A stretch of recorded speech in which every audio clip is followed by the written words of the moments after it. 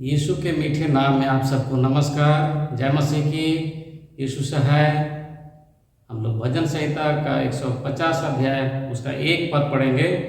यह की स्तुति करो, परमेश्वर के पवित्र स्थान में उसकी स्तुति करो, उसकी सामर्थ्य से भरे हुए आकाश मंडल में उसी की स्तुति करो। इस वचन के द्वारा मैं NIU प्रेयर मिनिस्ट्री की ओर से आप सबका स्वागत करता हूँ, जिससे हम परमेश्वर की महिमा उपासना करेंगे। परमेश्वर हम से प्रत्येक को आशीष दे। चलिए हम लोग प्रार्थना करेंगे। हमारे स्वर्गीय महान दयालु ईश्वर पिता, हम धन्यवाद देते हैं तेरे आशीषों के लिए। तेरी दया और आशीष हुई कि इस साबत भोर को हम देख सके हैं। ईश्वर पिता, जैसे आज हम तेरी सेवा उपासना करते हैं, हम तेरे हाथों में सौंपे जाते हैं। हमारे पाप गुनाहों को तू माफ कर और अपने आत्मा से भर, और इस तरह से जैसे हम तेरे वचनों को सीखेंगे, हम अच्छी तरह समझ सकें, तेरे नज़दीक आ सकें, और केवल सुनने वाले नहीं वरन तेरे वचनों के अनुसार चलने वाले होने सकें। आज का दिन में जो तेरी उपासना नहीं कर पा रहे हैं कई कारणों से, प्रभु हर एक को तू नाम से जानता है। तो उनकी सुधि लेना, जो बीमार लोग तकलीफ में हैं उनको चंगाई प्रदान करना, और इस तरह से सभी कोई हम तेरे आशीषों को पहचान सकें और तेरा धन्यवाद कर सकें, तेरी महिमा कर पाएँ। आज तेरे हाथों में सौंपे जाते हैं, हर एक कार्यक्रम के संग हो और उसके द्वारा तेरी महिमा होने पाए। पाप गुनाहों को क्षमा कर तेरे हाथों में सौंपे जाते हैं, हम इससे प्रत्येक के संग हो। जैसे हम तेरी सेवा और उपासना करते हैं, तेरे सामने ग्रहणी होकर होने सके। यीशु मसीह के नाम से प्रार्थना करते हैं, सुनो ग्रहण कर। आमीन।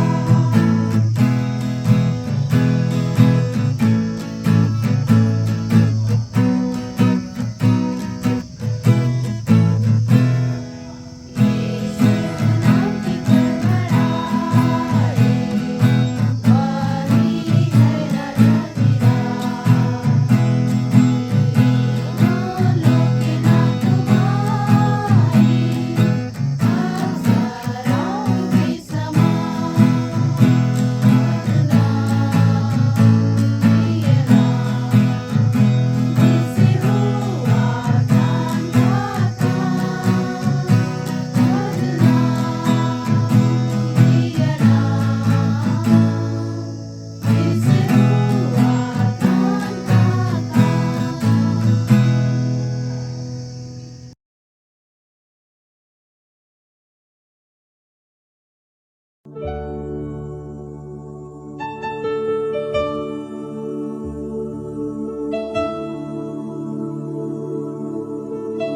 बताते हैं पूरे संसार में बुजुर्गों की संख्या बढ़ रही है। हर एक सोसाइटी में बुजुर्ग अपना समय अकेले बिताते हैं। इस अलगाव के कई प्रभाव जैसे तनाव, उदासी, अस्वस्थ आदतों में वृद्धि, धूम्रपान और शराब पीना और निष्क्रिय शारीरिक गतिविधि और उत्तेजना की कमी के कारण मानसिक गिरावट का जोखिम।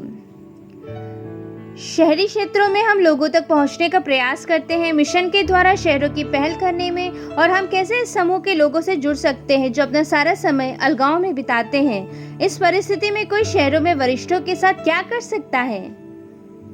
एक वैंकूवर चर्च जो कि कनाडा में है, वरिष्ठों का बगीचा की शुरुआत की।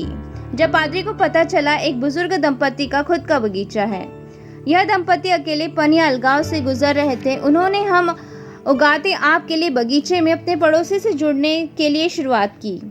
यह सफल परियोजना बड़े बगीचे के द्वारा स्थानीय एडवेंटिस्ट चर्च के लिए बड़ी शुरुआत थी।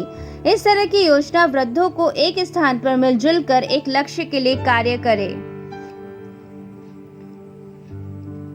साउथ कोरिया में सोल सेंट्रल चर्च के सदस्य वृद्धों के लिए सीनियर सिटीजन सेवकाई के द्वारा परवाह करते हैं। चर्च हर सबत बुजुर्गों के लिए भोजन तैयार करता है और इतना ही नहीं, बस के लिए आने जाने का किराया भी हर सप्ताह देते हैं।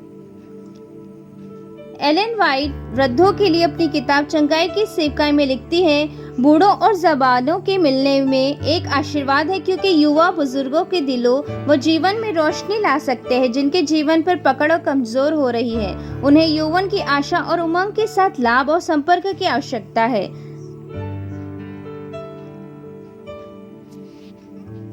पेंसिल्वेनिया में चर्च के सदस्यगण आंगन को संभालने के लिए बुजुर्गों जिनके खुद के बगीचे हैं और वे उनका ध्यान नहीं रख सकते हैं। शहरों में बुजुर्गों के लिए बुनियादी सेवा करने के लिए कई अवसर हैं। उनको सुधार प्रदान करने के लिए व्यायाम कार्यक्रम और बाहरी क्रियाकलाप सिर्फ बुजुर्गों के लिए। शहरों के मिशन के लिए वेबसाइट पर जाएं और अधिक जानकारी के लिए आप अपने शहरों में कैसे सेवकाई कर सकते हैं। प्रभु यीशु की कार्यप्रणाली का अनुसरण करते हुए और उसकी आत्मा से भरकर आप किसी के जीवन पर प्रभाव डाल सकते हैं। कृपया प्रार्थना करें इस कार्य के चलते लक्ष्य तक पहुंच सके। शहरों में मिशन का समर्थन करने के लिए धन्यवाद।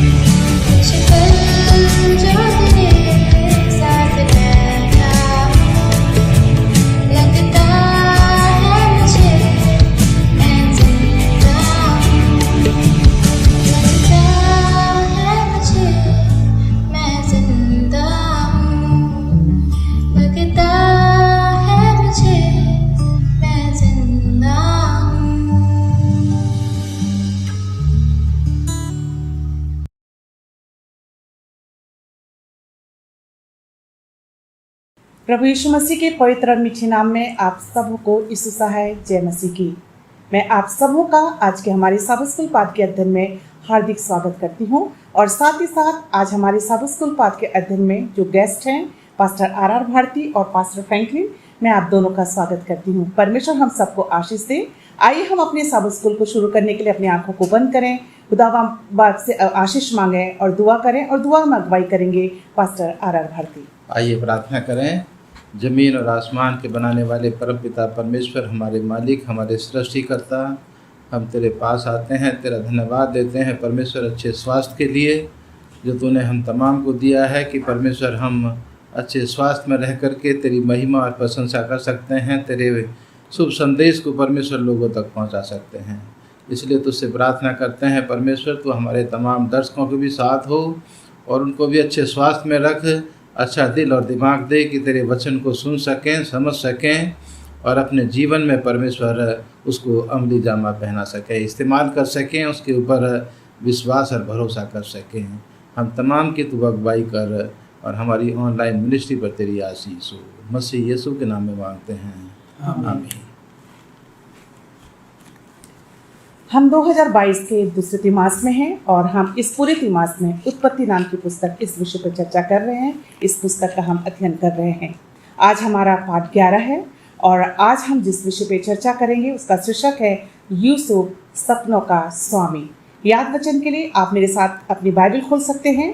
उत्पत्ति की पुस्तक उसका 37वां अध्याय और उसका 19वां पद, जहाँ इस प्रकार से लिखा है, और वे आपस में कहने लगे, देखो वह स्वप्न देखने वाला आ रहा है।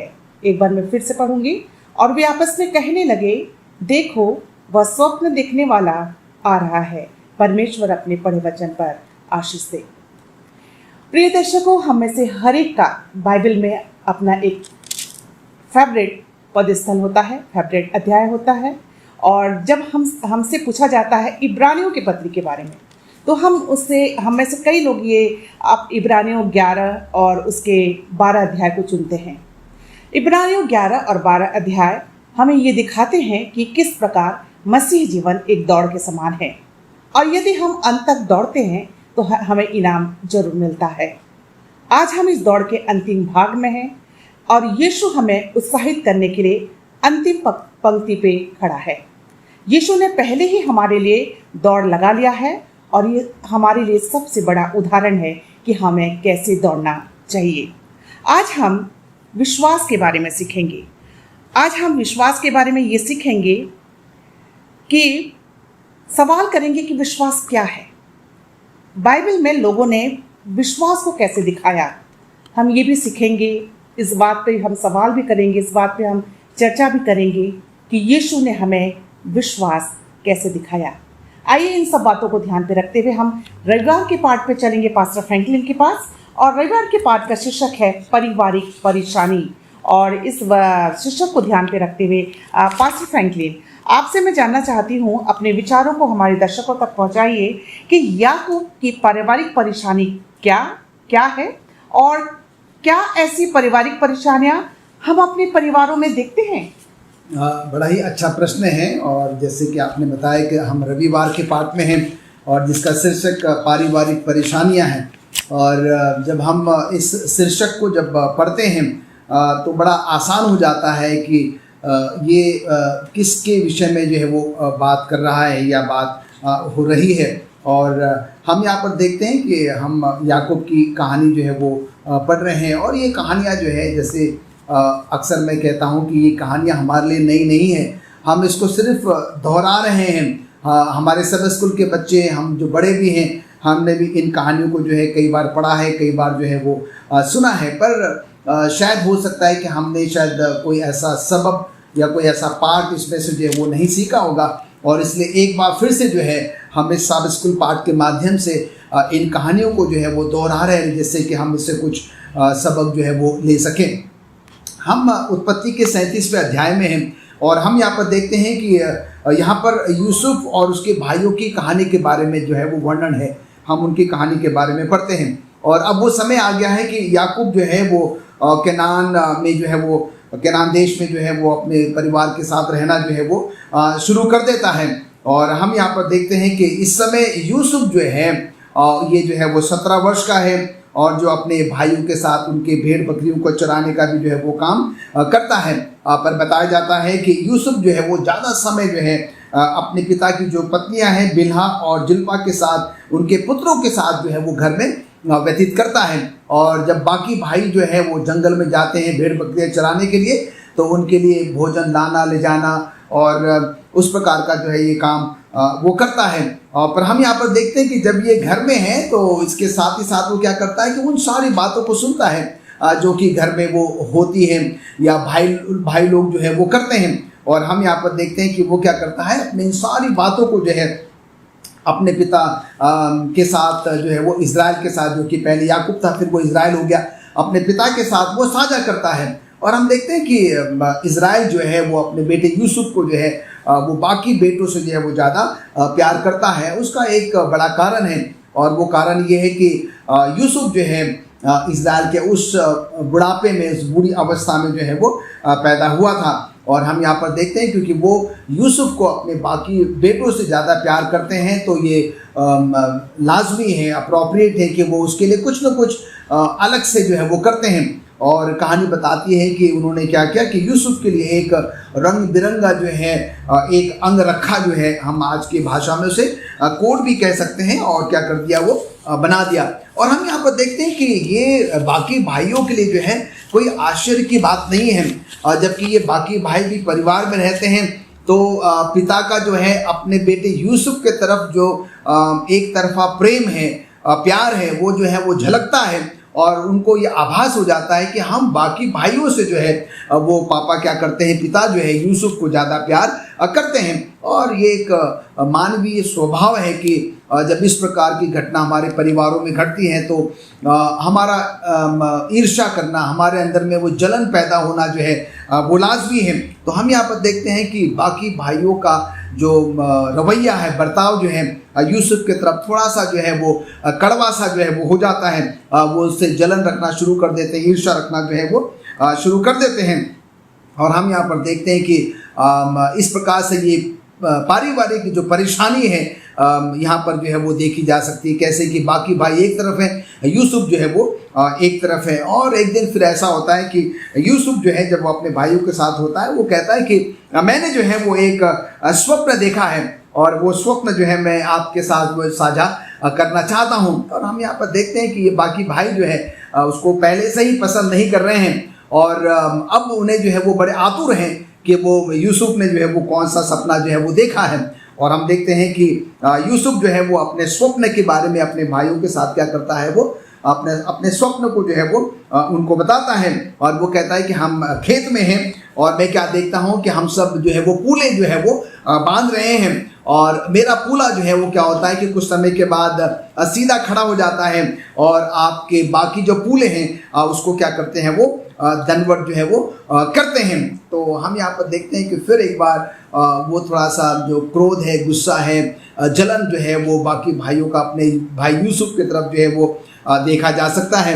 और कुछ समय के बाद वो कहता है कि मैंने एक और भी जो है वो स्वप्न देखा है और इस दूसरे स्वप्न में वो कहता है कि मैं सूर्य देखता हूँ, चंद्रमा देखता हूँ और 11 तारे देखता हूँ। और मैं क्या देखता हूँ कि ये सूर्य, ये चंद्रमा और ये 11 तारे क्या कर रहे हैं, मुझको जो है वो दंडवत कर रहे हैं। और हम देखते हैं कि जब पिता इस बात को सुनता है तो पिता बहुत क्रोधित हो जाता है, निराश हो जाता है। वो कहता है कि क्या तूने ये स्वप्न में जो देखा है, इसका मतलब ये है कि तू ये कहना चाह रहा है कि हम सब तेरे जो है वो अधीन है और तू हम सब पर क्या करेगा, राज्य करेगा। और तेरा कहने का मतलब ये कि तेरी माता, तेरा पिता, तेरे भाई और बहन जो है भूमि पर गिरकर तुझे क्या करेंगे, दंडवत जो है वो करेंगे। और हम यहाँ पर देखते हैं क्योंकि उसने स्वप्न देखा था और उसने क्या किया, उनको जो है ये साझा कर दिया। और हम देखते हैं कि इन सारी बातों का जो निचोड़ है वो ये है कि इज़राइल के परिवार में जो है अपने बच्चों को लेकर क्या है, वो एक कलह है, एक पारिवारिक जो है वो झगड़ा है या परेशानी को जो है हम देख सकते हैं। और हम यहाँ पर देखते हैं कि कैसे यूसुफ और बाकी भाइयों के बीच में जो जलन की भावना है, ईर्ष्या की भावना है और द्वेष की भावना जो है वो देखा जा सकता है। और जैसे मैडम आपने कहा कि भाई ये आज के परिवेश में, आज के हमारे अपने आधुनिक परिवारों में कैसे देखा जा सकता है, और मैं सोचता हूँ कि हम जितने भी लोग हैं, हम सब के परिवार में कहीं ना कहीं जो है इस प्रकार की घटना जो है वो देखी जा सकती है। हम क्या करते हैं, शायद हमारे बच्चों में किसी एक को जो है वो ज़्यादा प्यार करते हैं, ज़्यादा ध्यान देते हैं, और इस प्रकार की बातें क्या करते हैं, हमारे ही अपने परिवार में जो है वो कला, वो झगड़ा, वो परेशानियां जो है वो उत्पन्न कर देती हैं। तो आज इस रविवार के पाठ से हम ये सबक लें कि हम क्या करें, अपने परिवार में इस प्रकार की घटना को जो है वो स्थान ना दें। और परमेश्वर ने हमको परिवार दिए, हमको बच्चे दिए हैं, और हम क्या करें, सबको जो है वो समान रूप से जो है वो देखें, और जिससे कि परमेश्वर क्या करें, हमारे परिवार से जो है वो खुश हो। धन्यवाद देती हूँ पास्टर फ्रैंकलिन आपके अच्छे विचारों के लिए। और आइए हम सोमवार के पाठ पे चलेंगे। सोमवार के पाठ का शीर्षक है यूसुफ पर हमला हुआ, और इस बात को ध्यान पे रखते हुए हम पास्टर भारती के पास चलेंगे। पास्टर भारती, जब यूसुफ पर हमला होता है तो क्या हमला के बाद वो अपने भाइयों से घृणा करने लगता है? ये सोमवार के पर्चे के जो आज का लेसन है उसके बारे में हम सीखेंगे यूसुफ के जीवन के द्वारा, कि यूसुफ जो है वो अपने पिता का बहुत आदर और सम्मान करता है। अपने पिता के पास ज़्यादातर समय वो अपने पिता के टेंट में गुजारता है। अपने पिता का बहुत आज्ञाकारी बेटा है। और यहाँ जो है, जो आज हम मिसेज फ्रांसिस ने सवाल पूछा है, उसका जवाब मैं यहाँ पर दूंगा इस कहानी के द्वारा, कि याकूब जो है वो अपने प्यारे बेटे को, अपने प्रिय बेटे को, और उस बेटे को जिसको वो सबसे ज़्यादा प्यार करता था, उसको अपने पास बुलाता है और कहता है कि बेटा, तेरे भाई जो हैं भीड़ बकरियां लेकर के गए हैं मैदान में चराने के लिए, उनको काफ़ी समय हो गया है और वो न उनके बारे में नहीं जानता वो कैसे हैं, तो उनके पास जा और उनका हालचाल लेकर के आ, उनका जो कुशल क्षेम जो है दूर पता करके आ, उनको देख करके आके आ वो ठीक ठाक हैं। और यूसुफ जो है वो अपने पिता के साथ कहता है कि पिताजी, आपकी जो आज्ञा मैं हाजिर हूँ और आपकी आज्ञा का पालन करने के लिए मैं तैयार हूँ। और वो अपने पिता की आज्ञा के अनुसार वो अपने घर से जो है वो यात्रा शुरू करता है अपने भाइयों की तरफ, अपने भाइयों से मिलने के लिए। और यहाँ पर लिखा है कि जहाँ पर उसके भाई भेड़ चरा रहे थे, जहाँ याकूब को पता था कि मेरे बेटे जो हैं वहाँ पर होंगे, जब वो उस जगह शकेम में पहुँचता है तो देखता है कि उसको कोई भेड़ चराने वाला नहीं मिलता। और वो जो है शकेम के एक मैदान में इधर से उधर घूमता है और देखता है कि कहीं कुछ नज़र नहीं आ रहा। और वहाँ जो है उसको एक आदमी, परमेश्वर की तरफ से भेजा हुआ एक जन उसको मिलता है, और वो कहता है कि तू क्या ढूंढता है? और वो कहता है कि मैं अपने भाइयों को जो भेड़ बकरी चराने वाले हैं, मैं उनको ढूंढता हूँ। और वो कहते हैं कि वो जन जो उनको कहता है कि मैंने उनको बात करते हुए सुना था, वो कह रहे थे कि हम जो है अब यहाँ से दोताम की तरफ जा रहे हैं। और वो जो है दोताम जाता है, और जब वो दोताम के रास्ते में होता है और उनसे कुछ दूरी पर होता है, तो यूसुफ के भाई जो हैं अपने भाई को वो दूर से ही पहचान लेते हैं और आपस में बातचीत करने लगते हैं और कहते हैं कि देखो, आज वो जो स्वप्न देखने वाला हमारे पास आ रहा है, और आओ हम उसको पकड़ें और उसको जान से मार दें। और वो उनके पास आता है और उसको पकड़ लिया जाता है जान से मारने के लिए। लेकिन अजीजों, उनका जो बड़ा भाई था रूबेन, वो कहता है कि हम अपने हाथ जो हैं वो खून से क्यों रंगें, हम अपने ऊपर जो है अपराध का भाव हम अपने जीवन में क्यों ग्रहण करें, हम इसको ना मारें, बल्कि इसको जो है, जो हमारे पास में ये गड्ढा है, हम इसमें इसको डाल दें। और उन्होंने, भाइयों ने अपने बड़े भाई की बात को मान करके उसको गड्ढे में डाल दिया। और गड्ढे में डालने के बाद जब वो बैठ कर के खाना खा रहे थे, तो खाना खाते हुए वो जब देखते हैं, अपनी आंखों को उठा करके देखते हैं कि मिद्यान देश से इस्राएली वंश के लोग जो हैं वो ऊँटों पर सवार होकर के वो गिलाद से मिस्र देश को जा रहे हैं, अपने व्यापार करने के लिए, अपनी चीज़ों को बेचने के लिए। कुछ सुगंध द्रव, कुछ बलसान और गंधरस जो है वो इस देश से ले जा करके, गिलाद से ले जा करके वो मिस्र में ले जा करके बेचते थे और ये व्यापार करते थे। और यहाँ जो है यहूदा, जो उनका एक और भाई था, वो कहता है अरे हम जो है अपने छोटे भाई को यहाँ गड्ढे में क्यों डाले रहे हैं, हम इसको ऊपर निकालें। और ये जो इस्माइलियों का ग्रुप जो है वो जा रहा है, इस्माइली व्यापारी लोग जो जा रहे हैं, हम इनको जो है इसको निकाल करके और इनके हाथ में बेच दें, जिससे कि हम जो है अपने अपराध बोझ से जो है वो फ्री हो जाएं कि हमने उसको नहीं मारा है, हमने उसको ऐसी स्थिति में नहीं रखा कि वो मर जाए। और उसकी बात को जो है वो मान लेते हैं और इस्माइलियों के हाथ यूसुफ को 20 सिक्कों में बेच दिया जाता है। और अजीज़ों, मैं यहाँ पर सोच रहा था कि जो यूसुफ है वो जो है ऊँट पर बैठ करके जब इस्माइलियों के साथ जा रहा हुआ होता है, अपने भाइयों की तरफ देखता है, अपने देश की तरफ देखता है, अपने शहर की तरफ देखता है और उन पेड़ों की तरफ देखता है जो उसके घर के आसपास थे, जो उस एरिया के आसपास थे, और ये सोच रहा है कि मुझे नहीं मालूम कि कब मैं दोबारा से अपने भाइयों को मैं देखने पाऊंगा जिनको मैं प्यार करता हूँ।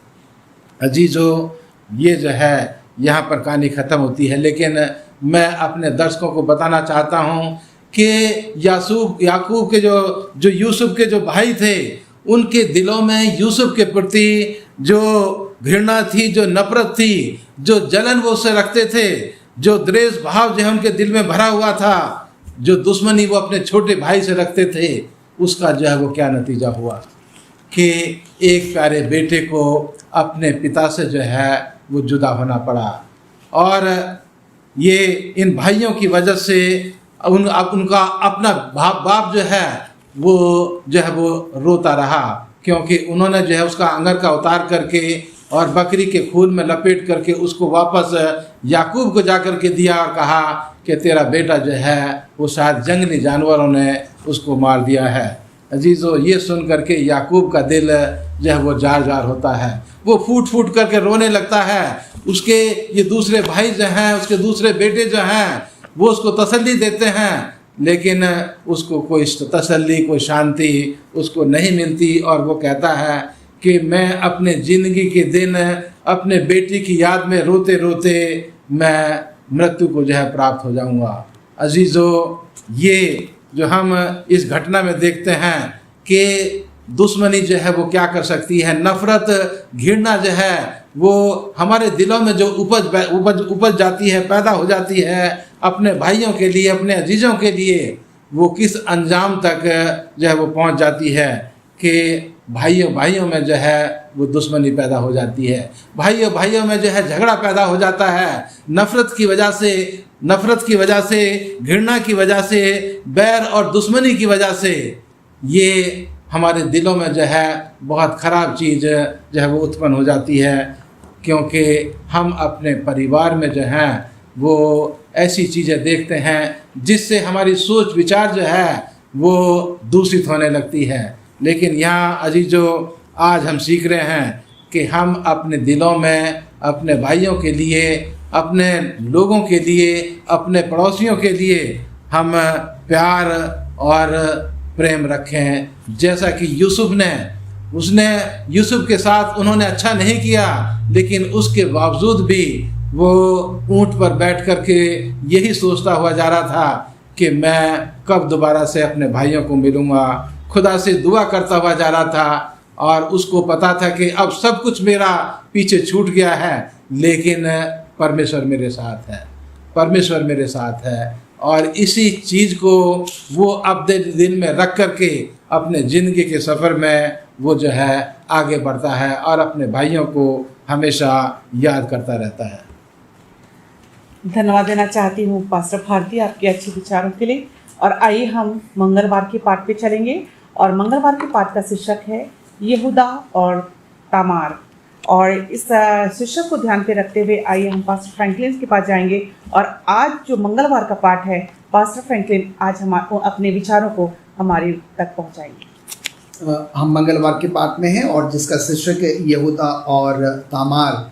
और हम इस यहूदा और तामार की जो कहानी है वो उत्पत्ति 38वें अध्याय में जो है वो हम पाते हैं। और हम यहाँ पर देखते हैं कि ये कहानी जो है वो यूसुफ को बेचने के बाद से जो है वो शुरू होती है। और जब यूसुफ को जो है वो बेच दिया जाता है, और हम यहाँ पर देखते हैं कि यहूदा जो है वो अपने बाकी भाइयों को जो है वो क्या कर देता है, वो छोड़ देता है। और जैसे कि अभी हमने पास्टर भारती को जो है वो सुना है कि कैसे जो है यहूदा जो है उसमें वो सहमत नहीं होता है कि वो क्या करे, उसको मार डाले। पर हम यहाँ पर देखते हैं कि उसको जो है वो बेच दिया जाता है, और क्योंकि वो अपने बाकी भाइयों के साथ जो है वो सहमत नहीं है, और इसलिए वो क्या करता है कि अपने बाकी भाइयों को छोड़कर जो है वो अलग हो जाता है। और हम यहाँ पर देखते हैं कि कुछ समय के बाद यहूदा जो है एक कनानी स्त्री से जो है वो विवाह कर लेता है, और उनके जो है वो 3 बेटे होते हैं जिनका नाम एर है, ओनान है और शेला है। और हम यहाँ पर देखते हैं कि जब यहूदा के ये 3 बेटे जो है जब उस परिवार में आ जाते हैं, और हम यहाँ पर देखते हैं कि जो यहूदा का पहला बेटा है जो एर है, और यहूदा क्या करता है, उसकी शादी जो है वो तामार से कर देता है। पर हम देखते हैं कि कुछ ही समय के बाद एर का जो है वो देहांत हो जाता है, और उसके बाद उसका जो दूसरा बेटा है ओनान, और उसके साथ उसका जो है वो क्या कर देता है, वो विवाह कर देता है। पर ये दोनों बेटे जो है कहानी बताती कि बड़े दुष्ट होते हैं, और इसलिए परमेश्वर क्या कर देता है, उन दोनों को भी जो है वो नष्ट कर देता है। और उसके बाद हम यहाँ पर देखते हैं कि यहूदा जो है अपने तीसरे वाले बेटे शेला का विवाह जो है वो तामार से करने की क्या करता है, वो प्रतिज्ञा जो है वो तामार को कर देता है। और हम यहाँ पर देखते हैं कि वो समय जो है वो बीत जाता है, और कुछ समय के बाद यहूदा की जो है वो पत्नी जो है वो मर जाती है, और उस दौरान जो है यहूदा जो है उस प्रतिज्ञा को भूल जाता है जो यहूदा ने तामार से करी थी कि वो अपने तीसरे बेटे का विवाह जो है क्या करेगा, वो तामार से जो है वो कर देगा। और हम यहाँ पर देखते हैं कि जब तामार इस बात को देखती है कि मेरा ससुर जो है वो क्या है, जो जिसने मुझसे प्रतिज्ञा करी थी कि वो अपने बेटे शेला का विवाह जो है वो मेरे साथ कराएगा, और वो अपने वादे को जो है वो भूल गया है, तो हम यहाँ पर देखते हैं कि वो क्या करती है, वो कुछ योजना बनाती है कि कैसे क्या करें, वो उसी परिवार में जो है वो वापस जाएं। और हम यहाँ पर देखते हैं कि फिर कहानी ये हमको बताती है कि तामार जो है वो एक वेश्या का रूप धारण करती है, वेश्या की तरह कपड़े पहन लेती है, घूंघट डाल लेती है, और रोड के किनारे जो है वो सड़क के किनारे जाकर क्या कर जाती है, वो बैठ जाती है। और हम देखते हैं कि जब यहूदा जो है उस सड़क के किनारे से जब गुजरता है, तो हम यहाँ पर देखते हैं कि जब वो तामार को जो है वो देखता है, उसे यहूदा को ये नहीं पता है कि ये तामार है, पर वो समझता है कि ये कोई वेश्या जो है यहाँ पर बैठी हुई है। और हम देखते हैं कि वहाँ पर वो जाता है और उसके साथ जो है वो संबंध बनाने की जो है वो बात करता है। और हम यहाँ पर देखते हैं कि उन दोनों के बीच में जो है वो संबंध कायम हो जाता है, और क्योंकि यहूदा को ये नहीं पता है कि यही जो है वो तामार है। और हम यहाँ पर देखते हैं कि संबंध बनाने से पहले जो है वो शारीरिक संबंध बनाने से पहले तामार जो है वो यहूदा से क्या करती है, वो कुछ मांगती है। वो कहती है कि मैं तुझसे कुछ मांगना चाहती हूँ। और हम देखते हैं कि कहानी बताती है कि फिर यहूदा उससे कहता है कि मांग, तुझे क्या मांगना है मैं तुझे दूंगा। और फिर हम देखते हैं कि उनमें ये सहमति हो जाती है कि तामार को जो है वो एक बकरा दिया जाए, एक अंगूठी दी जाए, और एक छड़ी जो है जो यहूदा के पास थी वो क्या किया जाए, तो तामार को जो है वो दिया जाए। और हम यहाँ पर देखते हैं कि यहूदा ने क्या किया, फिर एक बकरा और एक अंगूठी और अपनी छड़ी जो है वो तामार को जो है वो दे दिया। और उसके बाद जो उनका एग्रीमेंट हुआ था, सहमति हुई थी, और हम यहाँ पर देखते हैं कि दोनों के बीच में जो है वो शारीरिक संबंध जो है वो कायम हो जाता है। और बताया जाता है कि उसके बाद जो है वो तामार को जो है वो जुड़वा बच्चे जो है वो पैदा होते हैं। और हम यहाँ पर देखते हैं कि जब समय बीत जाता है, और समय बीतने के बाद जो है जब तामार यहूदा के पास आती है और उसको बताती है कि भाई ऐसा ऐसा है और मैं जो है वो गर्भवती हूँ और मैं बच्चा जनने पर हूँ, तो हम यहाँ पर देखते हैं कि यहूदा जो है उससे कहता है कि तूने क्या किया, मुझे पाप में गिरा दिया है, तूने मुझे जो है वो मुझसे पाप जो है वो करवाया है, और तू ये कैसे कह सकती है कि मैं जो है वो तू मेरी जो है वो पत्नी बनने वाली है। और हम यहाँ पर देखते हैं कि फिर उसने क्या किया, वो जो अंगूठी थी, वो जो छड़ी थी, जो यहूदा ने जो है तामार को जो है वो दिया था, और फिर क्या करता वो उसको दिखाती है। और तब यहूदा जो है वो समझ जाता है कि जो बच्चा जो है वो ये जलने वाली है और वो बच्चे का पिता जो है वो यहूदा ही है। और हम यहाँ पर देखते हैं कि कहानी जो है वो यहाँ पर समाप्त जो है वो नहीं हो जाती है। और जब तमार जो है वो 2 जुड़वे बच्चे को क्या करती है, वो जन्म देती है और पहले बेटे का नाम पेरेज रखा जाता है, जिसका अर्थ होता है माध्यम से तोड़ना। और हम यहाँ पर देखते हैं कि जैसे इस कहानी में परमेश्वर ने क्या किया कि तामार को जो है वो बचाया, और वैसे ही वो क्या करता है, प्रभु यीशु मसीह परमेश्वर जो है अपने लोगों को भी जो है ऐसे कठिन परिस्थितियों में क्या करता है, वो कोई ना कोई ऐसे रास्ते निकालता है और अपने लोगों को जो है वो बचाता है। और हम देखते हैं कि परमेश्वर ने जो है यूसुफ को भी कैसे बड़ी बड़ी विपत्तियों से जो है वो क्या किया है, उसको जो है वो उबारा है। पोतीफर के घर में उसका क्या हुआ, कैद खाने में उसका क्या हुआ, और कैसे कैसे जो है प्रभु उसको ऊंचा उठाता चला गया। हम सब उसके बारे में सीखते आए हैं और हम आगे भी जो है वो सीखेंगे। तो मंगलवार के पाठ का जो निचोड़ है वो ये है कि कई बार जो है हम अपना विश्वास, अपना भरोसा जो है थोड़ा सा खो देते हैं, हम डगमगा जाता है हमारा विश्वास जब इस प्रकार की भीषण परिस्थितियां हमारे जीवन में आती हैं। पर मंगलवार के पाठ से हम सब ये सबक ले सकते हैं कि चाहे कितनी भी बड़ी से बड़ी विपत्तियां आई, परेशानियां आई, समस्या आई, हम अपने विश्वास में दृढ़ और मजबूत रहें। परमेश्वर का वादा है कि परमेश्वर हमारे साथ है और परमेश्वर हमें और आपको कभी भी जो है वो नहीं छोड़ेगा। धन्यवाद देना चाहती हूँ पास्टर फ्रैंकलिन आपके अच्छे विचारों के लिए। और आइए हम बुधवार के पाठ पे चलेंगे, और बुधवार के पाठ का शीर्षक है यूसुफ मिस्र में एक दास। आइए हम पास्टर भारती के पास चलते हैं। पास्टर भारती, मिस्र में जब यूसुफ दास का काम करने लगा तो उसे अपने काम में कौन सी बड़ी सफलता मिली?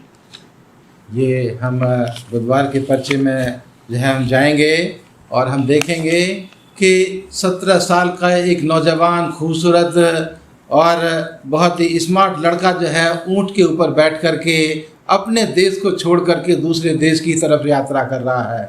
और वो देख रहा है अपने तमाम भाइयों को याद कर रहा है, और देख रहा है अपने पिता को याद कर रहा है, अपने छोटे भाई को याद कर रहा है, और सोच रहा है कि पता नहीं कब जीवन के किस मोड़ में, जीवन के किस समय में अब मेरी मुलाकात मेरे भाइयों को, अपने पिता को या अपने छोटे भाई को देखने के लिए मिलेगी। और परमेश्वर से प्रार्थना करते हुए वो यात्रा को पूरा करता है। और इस्माइली लोग मिस्र में दाखिला करके, प्रवेश करके, वो उसको जो है पोतीफर के हाथ में उसको बेच दिया जाता है। अजीजों, यूसुफ जो है पोतीफर के घर में, जो फिरौन बादशाह का अधिकारी है, जो उसके कारागृह का प्रधान है, वो उसके घर में एक दास के रूप में काम करने लगता है।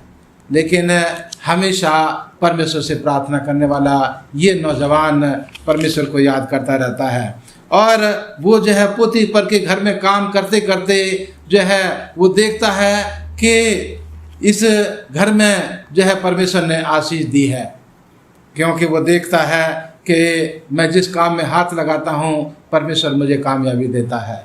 और ये चीज़ जो है वो पोतीफर जो घर का स्वामी था वो भी इस चीज़ को जो है नोटिस करता है, देखता है कि जब से ये यूसुफ दास हमारे घर में आया है, मेरी धन संपत्ति के ऊपर, मेरे घर के ऊपर जो है वो बहुत हयात के साथ आशीष हुई है, क्योंकि इसका परमेश्वर इसके साथ है। और ये सोच करके पोतीफर उसको अपने घर का मैनेजर बना देता है।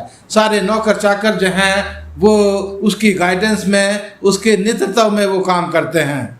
लेकिन यहाँ एक बड़ी परेशानी जो है उसको पोतीफर के घर में काम करते हुए आती है, और ये परेशानी जो है वो अपने जीवन में अनुभव करता है कि जब वो काम करता हुआ होता है तो घर के स्वामी की पत्नी, पोतीफर की पत्नी उसके साथ जो है वो हम बिस्तर होना चाहती है, उसके साथ सोना चाहती है। लेकिन वो जो है एक दिन जब कमरे के अंदर काम करता हुआ होता है, कुछ चीज़ों को देखता हुआ होता है, तो पोतीफर की पत्नी आती है, उसके कपड़े को पकड़ करके उसको कहती है कि मेरे साथ सो।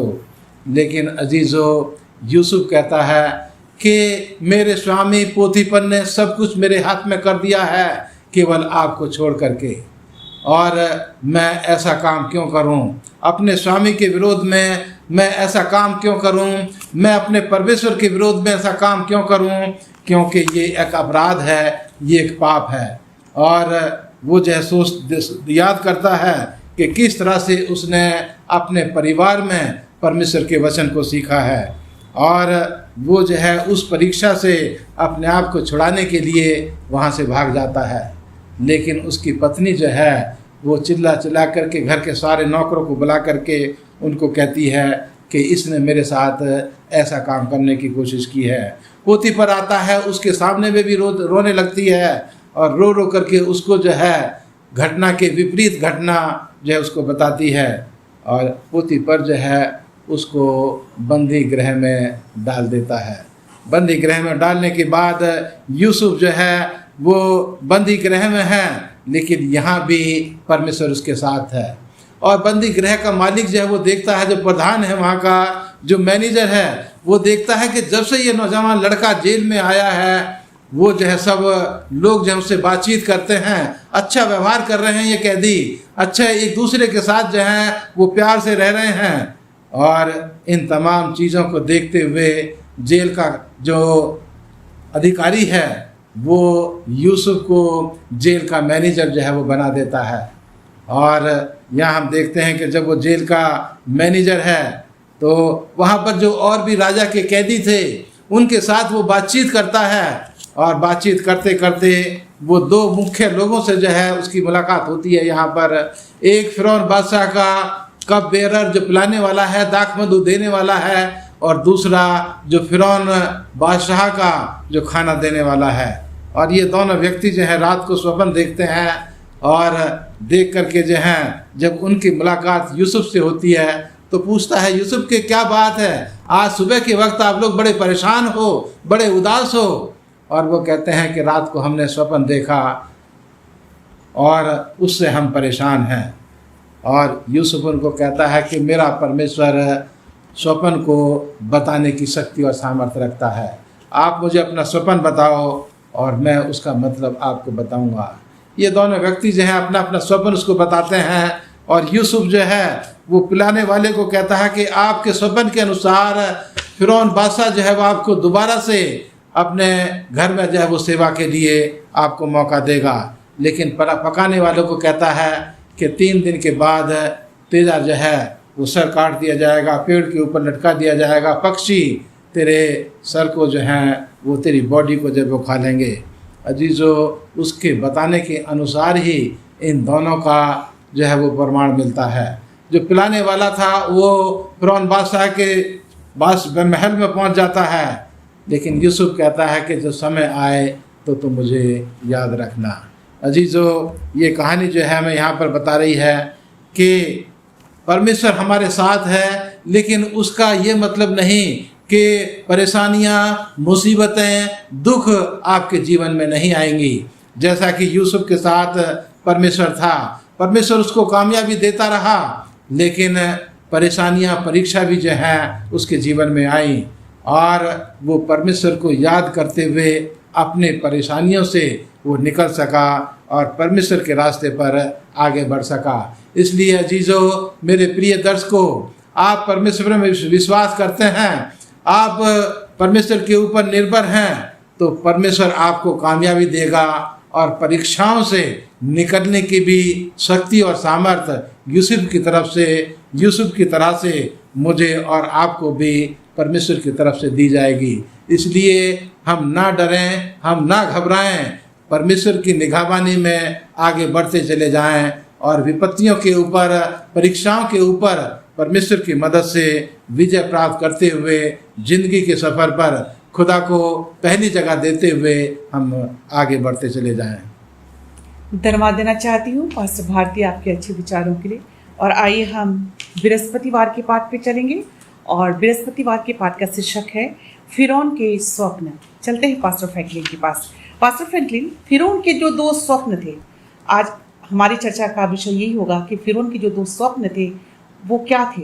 अपने विचारों को दर्शकों तक पहुँचाइए। धन्यवाद देते हैं मैडम आज के इस गुरुवार के पाठ के लिए। जो प्रश्न आपने हमसे किया है कि फिरौन के जो है फिरौन राजा के वो 2 जो स्वप्न है वो कौन से हैं, और हम यहाँ पर देखते हैं कि अब कहानी जो है वहाँ पर आ चुकी है, जो कि पास्टर भारती ने हमें जो है वो बता दिया है कि वे 2 फिरौन राजा के जो पिलाने वाले और खाना पकाने वाले थे, और उन्होंने जो है स्वप्न देखा था, और हम यहाँ पर देखते हैं कि वो बड़े परेशान थे और फिर कैसे यूसुफ ने जो है उनके स्वप्नों का जो है वो जवाब दिया। और हम यहाँ पर देखते हैं कि अब उसके बाद 2 वर्ष जो है वो बीत चुके हैं, और 2 वर्ष बीतने के बाद हम यहाँ पर देखते हैं जैसे पास्टर भारती ने बताया था कि पिलाने वालों को तो जो है वो छोड़ दिया गया, और जो पकाने वाला था उसको जो है वो क्या कर दिया गया, मरवा दिया गया। और हम यहाँ पर देखते हैं कि ये जो पिलाने वाला था वो उस बात को याद रखता है कि कैद खाने में जो है कैसे यूसुफ ने क्या क्या था, उनके उन स्वप्नों का जो है वो अर्थ बताया था या उनका जो है वो जवाब दिया था। और हम यहाँ पर देखते हैं कि 2 वर्ष बीतने के बाद अब वो समय आता है कि राजा फिरौन जो है वो क्या करता है, वो 2 स्वप्न जो है वो देखता है, और जिसका उल्लेख जो है हम उत्पत्ति 41वें अध्याय में जो है वो पढ़ते हैं। और हम यहाँ पर देखते हैं कि जब आप 41वां अध्याय को पढ़ेंगे तो यहाँ पर बताया जाता है कि राजा फिरौन जो है वो क्या है कि स्वप्न में देखता है कि वो नील नदी के किनारे जो है वो खड़ा है, और वो क्या देखता है कि नील नदी के अंदर से जो है 7 सुंदर और मोटी मोटी गायें निकलकर कछार की घास चरने लगती है। और थोड़े समय के बाद वो क्या देखता है कि और पीछे से जो है 7 गायें जो कुरूप और दुर्बल है नदी से जो है वो निकलती है। और अपने स्वप्न में वो ये भी देखता है कि ये जो पहली जो गाय है जो दिखने में सुंदर है, मोटी है, तगड़ी है, और वो क्या करती है, जो बाद में जो 7 गायें निकलती है वो क्या कर लेती हैं, उनको जो है वो निगल लेती हैं या उनको जो है वो खा लेती हैं। और हम यहाँ पर देखते हैं कहानी बताती है कि तब ये कुरूप और दुर्बल गायें उन 7 सुंदर और मोटी गायों को क्या कर जाती है, वो खा जाती है। और जब फिरौन राजा जब इस स्वप्न को देखता है तो वो डर कर जो है वो जाग जाता है। और फिर हम यहाँ पर देखते हैं कि कुछ समय के बाद वो फिर वो सो जाता है, और कुछ समय के बाद फिर उसे दूसरा स्वप्न आता है जो कि हम 5वें पद में पढ़ते हैं। वो लिखता है कि अब दूसरे स्वप्न में वो क्या देखता है कि एक डंठल में से 7 मोटी और अच्छी अच्छी बालें निकली हैं, और क्या देखा कि उसने उनके पीछे 7 बालें पतली और पुरवाई से मुरझाई हुई निकली, और इन पतली बालों में ने उन 7 मोटी और अन्न भरी हुई बालों को क्या कर लिया, निगल लिया। तब फिरौन जागा और उसे मालूम हुआ कि यह स्वप्न ही था। भोर को फिरौन का मन व्याकुल हुआ और उसने मिस्र के सब ज्योतिषियों और पंडितों को बुलवा भेजा और उनको अपने स्वप्न बताने पर क्या किया, मजबूर किया, और उनको बताया कि जो मेरे स्वप्न का फल जो अर्थ बताएगा, और जो मैंने स्वप्न देखा है तो मैं क्या करूँगा, उसको फल दूंगा, और जो नहीं बता पाएगा और उसको जो है क्या करेगी, उसको सजा जो है वो मिलेगी। पर हम यहाँ पर देखते हैं कि हमने जैसे पिछले कहानी में से देखा है कि जो पिलाने वाला था वो 2 वर्ष पहले जो है वो जेल खाने में था, यूसुफ के साथ था, और कैसे यूसुफ ने जो है उनके स्वप्नों का जो है वो अर्थ जो है वो बताया था। और वो फिर क्या करता है, उन दिनों को याद करता है, और राजा फिरौन को जो है यूसुफ के बारे में जो है वो बताया जाता है। और हम देखते हैं कि तुरंत जो है वो यूसुफ को जो है बुलाया जाता है, और बुलाने के बाद जो है उसको क्या किया जाता है कि वो स्वप्न जो है वो बताया जाता है। और हम 14वें पद में यहाँ पर देखते हैं कि तब फिरौन ने यूसुफ को बुलवा भेजा, और वो झटपट बंदीगृह से बाहर निकाला गया, और बाल बनवाकर और वस्त्र बदल कर फिरौन के सामने पेश हुआ। फिरौन ने यूसुफ से कहा कि मैंने स्वप्न देखा है और उसके फल का बताने वाला कोई नहीं है, और मैंने तेरे विषय में सुना है कि तू स्वप्न सुनते ही उसका फल बता सकता है। और हम यहाँ पर देखते हैं कि राजा को ये पता लगता है, और उसको यूसुफ को बुलाया जाता है, और यूसुफ जो है अब उसका स्वप्न का जो है वो जवाब देने के लिए वो तैयार है। पर यहाँ पर देखिए 16वें पद में एक बहुत ही अच्छी बात हमको सीखने को मिलेगी। यूसुफ ने फिरौन से कहा, मैं तो कुछ नहीं जानता। अब अगर यूसुफ अगर चाहता तो उसको पता था कि मैंने पिलाने वाले और पकाने वाले के स्वप्न का अर्थ बताया था, तो शायद वो अपने आप पर गर्व या घमंड कर सकता था और कह सकता था कि राजा फिरौन, मैं आपके स्वप्न का जवाब या अर्थ बताने को जो है वो तैयार हूँ, आपने जो है वो क्या स्वप्न जो है वो देखा है। पर हम यहाँ पर देखते हैं कि वो ऐसा नहीं कहता है, वो संपूर्ण श्रेय जो है वो प्रभु परमेश्वर को देता। कहता है कि यूसुफ ने फिरौन से कहा, मैं तो कुछ नहीं जानता, परमेश्वर ही फिरौन के लिए शुभ वचन देगा। और फिर हम देखते हैं कि वो परमेश्वर पर भरोसा करता है, वो कहता है कि परमेश्वर ही क्या करेगा, आपके स्वप्न का जवाब देगा। फिर फिरौन यूसुफ से कहने लगा, मैंने स्वप्न में देखा कि मैंने, और वो स्वप्न जो है हम देखते हैं कि वो क्या कर देता है, वो यूसुफ को जो है वो बता देता है, जो कि हमने पहले जो है वो पढ़ा है। और हम यहाँ पर देखते हैं कि अब जो है वो यूसुफ जो है क्या कर रहा है, उनके स्वप्नों का जो जवाब दे रहा है, जो कि हम 25वें पद में देखते हैं। तब यूसुफ ने फिरौन से कहा, फिरौन का स्वप्न एक ही है, परमेश्वर जो काम कराना चाहता है उसको उसने फिरौन पर प्रकट किया है। वे 7 अच्छी अच्छी गायें 7 वर्ष हैं और वे 7 अच्छी अच्छी बालें भी 7 वर्ष, स्वप्न एक ही है। फिर उनके पीछे जो दुर्बल और उडौल गायें निकली और जो 7 छुरी और पुरवाई से मुरझाई हुई बालें निकली, वे अकाल के 7 वर्ष होंगे। ये वही बात है जो मैंने फिरौन से कह चुका हूँ कि परमेश्वर जो काम कराना चाहता है उसे उसने फिरौन को दिखाया है। सुनसार मिस्र के देश में 7 वर्ष तो बहुत आयत की उपज में होंगे, उनके पश्चात 7 वर्ष अकाल के आएंगे और सारे मिस्र देश में लोग इस सारी उपज को भूल जाएंगे और अकाल के देश का नाश होगा। और शुकाल जो कि बहुत आयत की उपज है देश में फिर उत्पन्न रखेगा, क्योंकि अकाल अत्यंत भयंकर होगा। फिर फिरौन ने जो ये स्वप्न 2 बार देखा है उसका भेद यही है, ये बात परमेश्वर की ओर से नियुक्त हो चुकी है और परमेश्वर इसे शीघ्र ही क्या करेगा, पूरा करेगा। अब देखिए फिरौन यहाँ पर उसको स्वप्न याद आ जाता है और वो बहुत खुश हो जाता है और 33वें पद में लिखता है, इसलिए अब फिरौन किसी समझदार और बुद्धिमान पुरुष को ढूंढकर उसे मिस्र देश पर प्रधानमंत्री ठहराए। फिरौन ये कहे कि देश पर अधिकारियों को नियुक्त करे और जब तक सुकाल के 7 वर्ष रहे तब तक वो मिस्र देश की उपज पर पंचमाश लिया करे और वे उन अच्छे वर्षों में सब प्रकार की भोजन वस्तु इकट्ठा करे। और हम यहाँ पर आगे देखेंगे कि किस प्रकार से जो है फिरौन जो है जब यूसुफ उसको क्या करता है, उसके स्वप्नों का जो है वो अर्थ बताता है और वो बहुत खुश हो जाता है। और आगे के पार्ट में हम देखेंगे कि परमेश्वर जो है फिरौन के द्वारा जो है वो यूसुफ को जो है वो कौन सी पदवी जो है वो देता है। तो यहाँ पर हम देखते हैं कि गुरुवार के पार्ट में जो है कई बार ऐसे अवसर आते हैं जब हम परमेश्वर हमें ज्ञान बुद्धि समझ देता है और हम दूसरों तक उस बातों को पहुंचाते हैं, तो वो श्रेय जो है वो हम अपने ऊपर लेना मांगते हैं। पर यूसुफ से हम ये सीख सकते हैं कि हर एक बात का जो श्रेय है वो सिर्फ और सिर्फ प्रभु परमेश्वर को जो है वो जाना चाहिए। धन्यवाद देना चाहती हूँ पास्टर फ्रैंकलिन आपके अच्छे विचारों के लिए। और आइए हम शुक्रवार के पाठ पे चलेंगे और आज हमारे साथ शुक्रवार के पाठ का अध्ययन करेंगे, शुक्रवार के पाठ को समझाएंगे पास्टर आर भारती। हम जब शुक्रवार के लेसन की तरफ पाठ की तरफ आते हैं तो यहाँ मिसेज E.G. वाइट की लिखी हुई किताब पैट्रियार्क्स एंड प्रॉफिट का जो एक अध्याय है, जोसेफ इन इजिप्ट, यूसुफ जो है वो मिस्र देश में, उस अध्याय में मिसेज वाइट ने बहुत साफ तरीके से जो है वो लिखा है कि यूसुफ के बचपन के दिन अपने पिता के साथ गुजरे और यूसुफ ने अपने पिता के साथ रोज़ शाम को बैठ कर के परमेश्वर के वचन को सुना।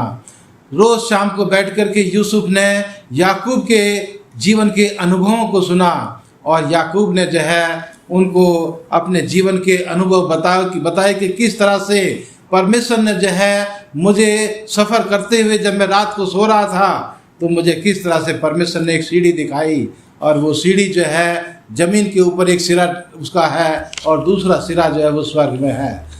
याकूब ने जो है वो यूसुफ को बताया कि किस तरह से परमेश्वर ने जो है वो यबोक नदी के किनारे पर जो है वो मेरी लड़ाई जो है वो फरिश्ते के साथ हुई, परमेश्वर के साथ हुई और मैं परमेश्वर को पकड़े रहा और परमेश्वर ने मुझे आशीष दी। अजाओ परमेश्वर के इन तजुर्बों के अनुसार याकूब के इन अनुभवों को यूसुफ ने जो है बहुत ध्यान से बहुत मन लगा करके जो उसने सुना और उनको सीखा और उनके अनुसार वो अपने जीवन को व्यतीत करने का उसने प्रण किया और उसने अपने पिता का हमेशा जो है आदर और सम्मान किया। उसने हमेशा पिता परमेश्वर को जो है उसने सम्मान दिया और इन तमाम चीज़ों से उसने उसके जीवन को जो है परमेश्वर ने मजबूत किया। उसके दिमाग को, उसके दिल को आने वाले समय के लिए परमेश्वर ने जो है यूसुफ के घर में, अपने घर में रहते हुए यूसुफ ने परमेश्वर की मदद से अपने आप को जो है तैयार किया कि जो आने वाला समय है वो कठिन समय है और उसके लिए परमेश्वर ने यूसुफ को तैयार किया। और अजीजों, हम देखते हैं कि किस तरह से यूसुफ ने भी अपने आप को पूरी तरह से परमेश्वर के ऊपर निर्भर होकर के अपने जीवन को परमेश्वर के हाथों में समर्पित कर दिया। और उसने अपने जीवन में भी अनुभव किया कि परमेश्वर ने उसको किस तरह से कामयाबी दी है, परमेश्वर ने उसको उसकी किस तरह से अगुवाई की है, और उसका विश्वास परमेश्वर में और मजबूत होता चला गया। अजीजों, यहाँ हम देखते हैं यूसुफ के जीवन के द्वारा कि यूसुफ के जीवन में जो बुराई उनके भाइयों के द्वारा जो है वो आई, जो परेशानी उसके भाइयों के द्वारा यूसुफ के जीवन में आई, लेकिन परमेश्वर ने उस बुराई को अच्छाई में बदल दिया, उस बुराई को अच्छाई में बदल दिया। हमारा परमेश्वर सर्वशक्तिशाली है, हमारा परमेश्वर सर्वव्यापी है, हमारा परमेश्वर सब कुछ देखने वाला है, और वो बुराई को अच्छाई में बदलने की ताकत रखता है। ये परमेश्वर का वचन हमें बताता है, और ये हम यूसुफ के जीवन के द्वारा सीख सकते हैं कि जब वो पोतीफर के बीच में था, उसकी पत्नी ने उसके साथ जो है वो बुराई करने की ठानी, लेकिन परमेश्वर ने जो है उसको वहाँ से निकाल करके जेल में भी उसके साथ जो है परमेश्वर ने भलाई की। उस बुराई को, इस जेल में रहते हुए परमेश्वर ने उस बुराई को जो है वो भलाई में बदल दिया, और यूसुफ के लिए रास्ता निकला। और अजीज़ों, हम यहाँ पर ये देख सकते हैं इस यूसुफ के जीवन के द्वारा कि हम परमेश्वर को पकड़े रहें, परमेश्वर से चिपके रहें, परमेश्वर से प्रार्थना करते रहें, और हम उसी के ऊपर निर्भर रहें। हमारे जीवन में जो कुछ भी आए, जो कुछ भी हो, परमेश्वर जो है वो मेरी और आपकी अगुवाई करने के लिए तैयार है, अगर हम उस पर विश्वास करके अपने ज़िंदगी के सफ़र में हम आगे बढ़ते हैं। धन्यवाद देना चाहती हूँ पास्टर भारती आपके अच्छे विचारों के लिए। प्रिय दर्शकों, आज अपने सबक स्कूल पाठ के अध्ययन में हमने सीखा कि यदि हमारे जीवन में परेशानियाँ आती हैं और यदि हम किसी मुसीबत का सामना करते हैं तो हमारा पूरा विश्वास प्रभु यीशु मसीह पर होना चाहिए। और यदि हमारे साथ कोई बुरा करता है तो हम बुराई के बदले बुराई ना करें, परंतु भलाई से बुराई को जीत लें। उम्मीद करती हूँ आज का हमारा सबक स्कूल पाठ का अध्ययन हम सबों के लिए आशीष का कारण रहा होगा। इससे पहले कि हम अपने सबक स्कूल पाठ के अध्ययन को ख़त्म करें, जो आज हमारी सबक स्कूल पाठ के अध्ययन में गेस्ट थे पास्टर आर भारती और पास्टर फ्रैंकलिन, मैं आप दोनों को धन्यवाद देती हूँ। खुदा हम सबको आशीष और बरकत दे। आइए हम सबक स्कूल पाठ के अध्ययन को ख़त्म करें, अपनी आंखों को बंद करें और पास्टर फ्रैंकलिन के साथ दुआ करें। आइए प्रार्थना करें। स्वर्गीय पिता परमेश्वर, एक बार फिर हम आपका धन्यवाद देना चाहते हैं आज के अच्छे सबक स्कूल पाठ के अध्ययन के लिए। प्रभु, जो कुछ भी आज हमने सुना है, जो कुछ भी हमने सीखा है, हमारी मदद करें कि हम उसको अपने जीवन में व्यक्तिगत रूप से, पारिवारिक रूप से, कलीसियाक रूप से प्रभु उसको अमल करने वाले बन सकें। आज अपने दर्शकों के लिए प्रभु आपका धन्यवाद देते हैं। हम जो सबक स्कूल पाठ को हमने अपने दर्शकों के साथ साझा किया है, पास्टर भारती के द्वारा, मिसेस एलिस के द्वारा और मेरे द्वारा, प्रभु हम इसके लिए भी आपका बहुत बहुत धन्यवाद देते हैं। प्रभु, आज हमने एक बहुत बड़ा सबक सीखा है।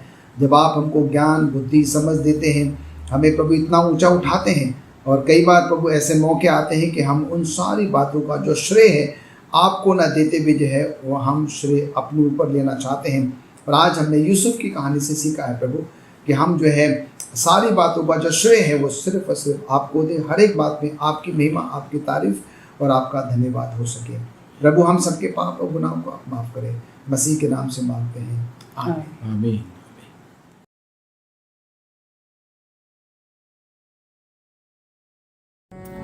तेरे कलाम दिया गल्ला यसू जी जान पा देंदिया, तेरे कलाम दिया गल्ला यसू जी जान पा देंदिया, मिठे तेरे नाम दिया गल्ला, मिठे तेरे नाम दिया गल्ला,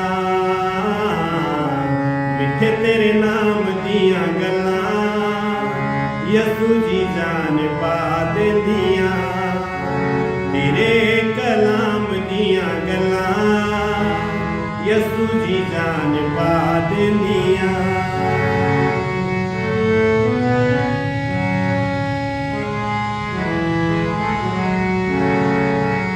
इत्थे थोड़ी जिंदगी कुछ दिन दा आराम ने, रात नू सकून नहीं ते दिन परेशान ने इत्थे थोड़ी जिंदगी कुछ दिनां दा आराम ने रात नू सकून नहीं ते दिन परेशान ने सदा दे आराम दियां गल्लां सदा दे आराम दियां गल्लां सदा दे आराम दियां गल्लां यसू जी जान पा देंदियां मिठे तेरे नाम दियां गल्लां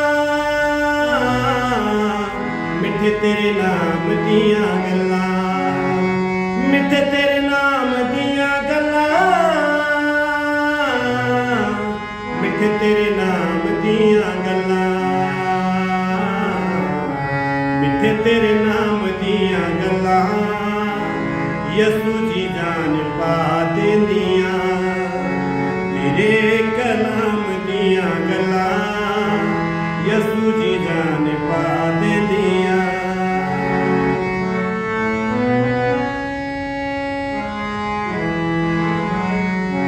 दुखां दी दुपहर जदों आण के जलाउंदी ए अदन दे बाग दी सवेर जादे आउंदी ए दुखां दी दुपहर जदों आण के जलाउंदी ए अदन दे बाग दी सवेर जादे आउंदी ए ठंडी ठंडी शाम दियां गल्लां ठंडी ठंडी शाम दियां गल्लां ठंडी ठंडी शाम दियां गल्लां यसू जी जान पा देंदियां तेरे कलाम दियां गल्लां यसू जी जान पा देंदियां मिठे तेरे नाम दियां गल्लां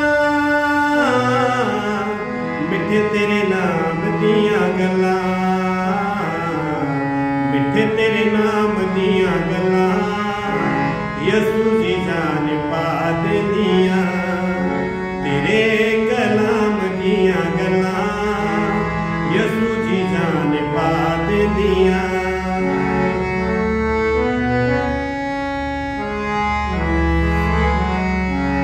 एक दिन छड्ड जाना दुनिया दे शहर नू जदों असीं उठ जाना नासरी दे शहर नू एक दिन छड्ड जाना दुनिया दे शहर नू जदों असीं उठ जाना नासरी दे शहर नू अब दिन जात दियां गल्लां अब दिन जात दियां गल्लां अब दिन जात दियां गल्लां यसू जी जान पा देंदियां मिठे तेरे नाम दियां गल्लां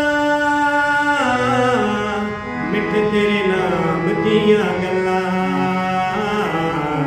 मिठे तेरे नाम दियां गल्लां यसू जी जान पा देंदियां तेरे कलाम दियां गल्लां यसू जी जान पा देंदियां यसू जी जान पा देंदियां यसू जी जान पा देंदियां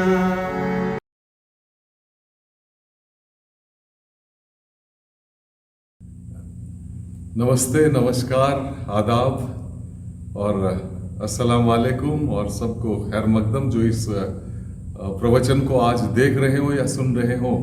मुझे उम्मीद है कि परमेश्वर की आशीष और उसका अनुग्रह हम पर बना रहेगा जब हम थोड़े समय के लिए कुछ मिनटों के लिए हम परमेश्वर के वचन पर जो है अध्ययन करेंगे।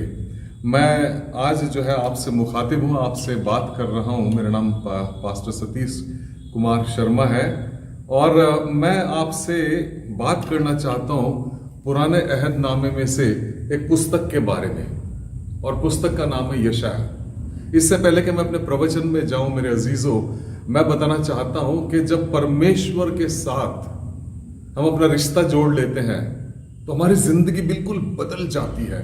एक तब्दीली सी हमारे जीवन में, एक परिवर्तन हमारे जीवन में आ जाता है। लेकिन वो तभी होता है मेरे अजीजों जब हम किसी चीज को पास से देखें, उसे परखें, उसे समझें, उसे जानें, तभी हमारे जीवन में एक नया नजरिया, एक नया तजुर्बा, एक नया अनुभव जो है हमारे जीवन में हो सकता है। मेरी एक फेवरेट किताब है जिसका नाम है 7 habits of highly effective people, और इसके लेखक हैं जो प्रेरणा के स्रोत जो लेखक हैं और जो प्रेरक हैं, दूसरों के लिए इंस्पिरेशनल मोटिवेशनल स्पीकर हैं, और जिनका नाम है स्टीफन कोवी। उन्होंने बड़ी अच्छे मोटिवेशनल किताबें लिखी हैं, और 1-2 किताबें जो उनकी बड़ी फेमस हैं और प्रसिद्ध हुई हैं, उसमें से एक है 7 habits of highly effective people, 7 आदतें उन लोगों की जो बहुत ही असरदार, प्रबलशाली और प्रभावशाली लोग होते हैं। और उसकी एक और इसके बाद पुस्तक आई थी द 8th हैबिट, 8वीं आदत। लेकिन ये किताब जो मैं इसके बारे में वर्णन आपसे कर क्यों रहा हूं, स्टीवन कोवी अपनी इस पुस्तक में 7 habits of highly effective people, इसमें वर्णन करते हैं कि अपने जीवन में जो उनका तजुर्बा हुआ, एक अनुभव हुआ। एक बार की बात है कि न्यूयॉर्क में वो मेट्रो स्टेशन पर थे और एक गाड़ी में सवार हुए, मेट्रो गाड़ी में, और मेट्रो गाड़ी में जब सवार होकर वो जा रहे थे, कुछ लोग आंखें मूंद कर बैठे थे, कुछ अपने विचार में थे, और कुछ जो थे झपकी मार रहे थे, और कुछ अखबार पढ़ रहे थे। मतलब पूरा वातावरण जो था उस मेट्रो ट्रेन का जो था, रेलगाड़ी का, बिल्कुल शांतिमय और चुपचाप वातावरण था। सब कुछ अपने लोग अपने में तल्लीन थे, कोई शोर शराबा नहीं था। थोड़ी दूर वो पहुंचे, एक और सबवे स्टेशन आया, और वहां पर अचानक क्या हुआ कि एक आदमी जो है उस मेट्रो ट्रेन में घुसता है, और उसके साथ कुछ बच्चे होते हैं, कम से कम 4 बच्चे साथ में होते हैं, और जब वो घुसता है तो पूरा वातावरण ही वहां पर बदल जाता है। मेरे अजीजों, कहते हैं कि उस मेट्रो ट्रेन का जो एक कंपार्टमेंट था, कोच था, डब्बा था, इसमें जैसे वो बच्चे घुसते हैं तो बिल्कुल शोर शराबा शुरू हो जाता है। ये उधम, वो उधम, ये गिरा, वो उठा, किसी का अखबार खींचे, किसी के कान पकड़ के खींचे वो बच्चे, और शोर करना, चिल्लाना और शोर शराबा जो है वो माहौल वहां पर इसका बन गया। कहां तो शांतिमय चीज थी सब कुछ, और अब जो था वातावरण बिल्कुल ही शोर शराबा के और चिल्लाने का वातावरण हो गया। सब लोग विस्मित होकर इस इंसान की तरफ देखने लगे, और ये जो थे सज्जन जो थे, एक जगह सीट मिली और वहां पर बैठ के शांतिमय तरीके से आंखें बंद करके, आंखें मूंद कर जो है वहां पर बैठ गए। स्टीवन कोवी भी उस मेट्रो ट्रेन में सवार थे, इसी डब्बे में थे, और वह सब कुछ गौर से देख रहे थे। काफी देर तक तो उन्होंने चुपचाप रहकर सब कुछ सहा, और जब बातें उनके सहज से परे हो गई और उनके सहने से ज्यादा हो गई, तो स्टीवन कोवी ने उठकर इस महाशय को कहा, इस सज्जन को कहा, देखिए भाई साहब, आपके बच्चे ज्यादा ही शोर कर रहे हैं। क्या बात है, क्या उधम मचा रहे हैं और पूरे इस वातावरण का जो शांति में प्रारूप है उसको भंग कर रहे हैं। तो ये भाई साहब जो हैं, जो सज्जन जो थे, आंखें मूंदे थे, अचानक ये आंखें खोलते हैं और इधर उधर देखते हैं और कहते हैं बड़े विनम्र भाव से, बड़े दयावान तरीके से और कोमलता से कहते हैं, हाँ, मैं जो आप कह रहे हैं बिल्कुल सही कह रहे हैं, मुझे कुछ ना कुछ जरूर करना चाहिए। मेरी समझ में नहीं आ रहा है मैं क्या करूं, कुछ सोच में ही नहीं आ रहा है, मेरे दिमाग में ही नहीं आ रहा है कि मैं क्या सोचूं। और फिर कहने लगे, ऐसा हुआ, और मुझे नहीं पता इन बच्चों को मैं कैसे संयम में लाऊं और इन्हें कैसे कंट्रोल करूं मैं। ऐसा हुआ है कि 1 घंटा पहले ही हम अस्पताल से आ रहे हैं और 1 घंटा पहले इनकी माँ जो है अस्पताल में चल बसी है, और इन्हें भी पता नहीं, इन बच्चों को पता नहीं चल रहा है किस प्रकार जो है इनकी प्रतिक्रिया और इनके जो भावना है उसको प्रतीत कैसे करना चाहिए, इन्हें पता नहीं चल रहा है। स्टीवन कोवी ने इस विनम्र भाव से और इस कोमलता भरे भाव से उस भाई की भावनात्मक बात को सुना, और स्टीवन कोवी कहते हैं कि जब मैंने उस बात को सुना, उस इंसान की बात को सुना, कहते हैं कि इस रेवलेशन से, इस प्रकटीकरण से और इस प्रकाश से, कहते मेरा नजरिया ही बदल गया उन बच्चों के प्रति और उस समस्या के प्रति और उस समय की जो स्थिति थी उसके प्रति। इंग्लिश में ऐसे बोलते हैं कि my thoughts change, my feelings changed and my behaviour changed. ये कहते हैं स्टीवन कोई कहते हैं कि जब मैंने इस स्थिति को एक नए नजरिए से देखा और एक नए तरीके से समझा, मेरा विजन जो है इन बच्चों के प्रति और मेरा जो फोकस है और मेरा जो सोच है इन बच्चों के प्रति वो बिल्कुल ही विपरीत और बदल गई। मेरे विचार बदल गए, माई थॉट्स चेंज्ड, और मेरी जो भावना है उन बच्चों के प्रति, वो भावना उस पिता के प्रति, उस बच्चों के प्रति संवेदना की हो गई। और मेरा बर्ताव जो था, मेरा स्वभाव जो था, बिहेवियर जो था इन बच्चों के प्रति और इस भाई के प्रति बिल्कुल ही बदल गया। मेरे भाइयों, जब हम किसी से रूबरू होते हैं, मेरे अजीजों, जब हम किसी के आमने सामने होते हैं, किसी को करीब से जान लेते हैं, किसी को परख लेते हैं पास से, तो हमारा नजरिया, हमारा बर्ताव, हमारे भावनाएं और हमारा जो बिहेवियर है उस इंसान के प्रति या उन लोगों के प्रति बिल्कुल ही बदल जाता है। आज जब मैं पवित्र शास्त्र की बात करूं आपसे, और मैं एक ऐसे इंसान की बात करूं जिसका ईश्वर से सामना हुआ और उसकी भावनाएं जो है, उसके थॉट्स बदल गए, उसके जो विचार बदल गए, उसकी भावनाएं बदल गई और उसका जो पूरा रवैया है और जो उसका ख्याल है ईश्वर के प्रति वो बिल्कुल ही बदल गया। ऐसा भी एक इंसान बाइबल में है और उसका नाम है यशाया। इससे पहले मैं यशाया की बात करूं, मैं उसने एक पुस्तक लिखी है, पुराने अहदनामे में है, पुराने नियम में उस पुस्तक का वर्णन है। और उस पुस्तक को लिखने वाले यशाया नबी हैं, पुराने नियम में इसका वर्णन है। और कहते हैं कि उन्होंने ये पुस्तक जो है यशाया की पुस्तक, मैं अगर बॉइल डाउन करूं और मैं बात करूं, मैं 6 अध्याय यशाया की पुस्तक और उससे 1 से 8वें पद की बात कर रहा हूं। और कहते हैं कि जिस साल उज्जिया मरा, राजा उज्जिया जो यहूदा का राजा था, उस समय जब वो मरा तो मैं परमेश्वर के भवन में था, मतलब हैकल में था, मंदिर में था, यशाया नबी कहते हैं, और मेरा सामना परमेश्वर से हुआ। मेरे अजीजों, किसी से सामना हो जाए तो हमारे विचार जो है उस इंसान के प्रति या उस प्रति जो वो ईश्वर हो, इंसान हो, तो उस एंटिटी के प्रति हमारी भावनाएं और हमारे विचार और हमारा जो बर्ताव है, हमारा जो व्यवहार है उसके प्रति बदल ही जाता है। और कहते जिस साल उज्जिया मरा, मैं बता दूं उज्जिया जो है 640 बीसी या 639 बीसी के आसपास मरा था।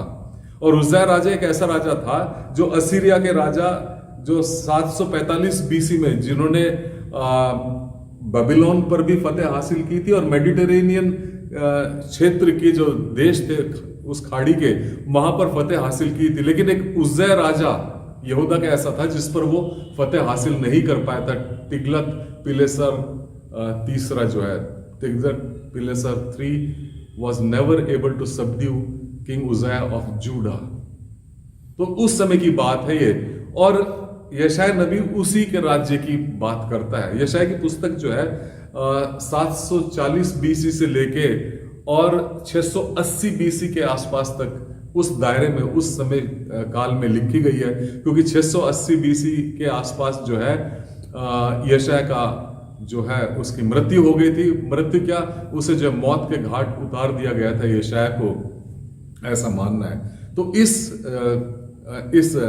समय काल की जो है ये पुस्तक लिखी गई है। यशाया एक बहुत पढ़े लिखे इंसान थे, यशाया जो नबी थे। और यशाया की पुस्तक को यह भी कहा जाता है कि it is the gospel in old testament.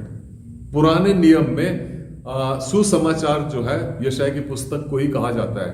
अगर यीशु मसीह के जीवन का वर्णन और उसकी भविष्यवाणियों की बात करें तो यशाया से ज्यादा किसी भी पुराने नियम में वर्णन प्रभु यीशु का और पुस्तक में नहीं है, हम ये जानते हैं। तो यशाया की बात कर रहे हैं, 6 अध्याय की बात कर रहे हैं, और वहां पर हम देखते हैं कि यशाया जो है वहां पर मौजूद है परमेश्वर के भवन में। और वहां पर देखता है परमेश्वर जो है अपने ऊंचे सिंहासन पर बैठा है और उसका जो पवित्रता का धुआं है और उसके वस्त्र का जो घेर है, द रोब the hem of his garment filled the temple, कहते हैं कि उसने उसके वस्त्र के घेर में उस मंदिर को भर दिया और वहां पर सराफ दिखाई दिए, सेराफिम इंग्लिश में कहते हैं, वो दिखाई दिए और वो 2 सराफ वहां पर थे और जो सराफ वहां पर थे 2 से ज्यादा ही होंगे मुझे लगता है, जो वहां पर सराफ थे उन्होंने 6 पंखों वाले थे, 2 पंखों से अपना मुंह ढक रखा था, 2 पंखों से वो उड़ रहे थे और 2 पंखों से उन्होंने अपने पैर जो है ढक रखे थे। पैर ढकने का मतलब ये होता है आप आदर सम्मान किसी को दे तो आप अपने पैरों को छुपाकर और ढक कर रखते हैं। मुंह ढकने का मतलब है आप परमेश्वर के प्रताप को, उसके तेज को नहीं देख सकते। मूसा ने परमेश्वर का थोड़ा सा देख लिया था और मूसा को हमेशा अपना मुंह ढक के रखना पड़ा था। तो परमेश्वर का प्रताप को, उसके तेज को, उसके वैभव को, उसकी ग्लोरी को, उसकी महिमा को आप और मैं नहीं देख सकते क्योंकि हम तुच्छ हैं, पापी हैं और नाचीज हैं मेरे अजीजों। तो उससे वो मुंह ढक के रहता है। और 2 उड़ने का मतलब है कि वो परमेश्वर के संदेशवाहक हैं, जो सराफिम, जो फरिश्ते या जो वहां पर जो वो एंजल्स वहां पर मौजूद थे और वो एक दूसरे पुकार कर कह रहे थे, सेनाओं का यहोवा पवित्र पवित्र पवित्र है, सारी पृथ्वी उसके तेज से भरपूर है। और पुकारने वाले के शब्द से डेवढ़ियों की नेवें डोल उठी और भवन धुएं से भर गया। पवित्र शास्त्र में लिखा है कि भवन जो है उस धुएं से भर गया। मेरे अजीजों, मैं ये कहना चाहता हूं कि इसके बाद की बात जो है वो अहम है। मैं ये कहना चाहता हूं, जब यशाया नबी परमेश्वर के भवन में था तो हमने देखा है पहले 6 अध्याय में, पहले उसके वर्ष में, पहले जो 6 अध्याय का पहला वर्ष जो है उसमें हमने ये देखा कि मैंने परमेश्वर को ऊंचे सिंहासन पर बैठे देखा। मेरे अजीजों, जब हम परमेश्वर को करीब से देख लेते हैं, जब परमेश्वर का हमारा सामना रूबरू एक बड़े नजदीकी रिश्ता बन जाता है तो हमारा नजरिया परमेश्वर के प्रति बिल्कुल बदल जाता है मेरे अजीजों। और हम इसके बाद क्या देखते हैं, ये तो उसका जो वर्णन है हमने देखा कि यशाया नबी ने वहां क्या क्या देखा। सराफ है और वो वहां पर जो है ऊंचे शब्द में कह रहे हैं, पवित्र पवित्र पवित्र है इस पृथ्वी को बनाने वाला सेनाओं का यहोवा, और पृथ्वी उसके तेज से भरपूर है। और जो है उसके शब्द से जो है डेवढ़ियों की नेवें डोल उठी और पवन धुएं से भर गया।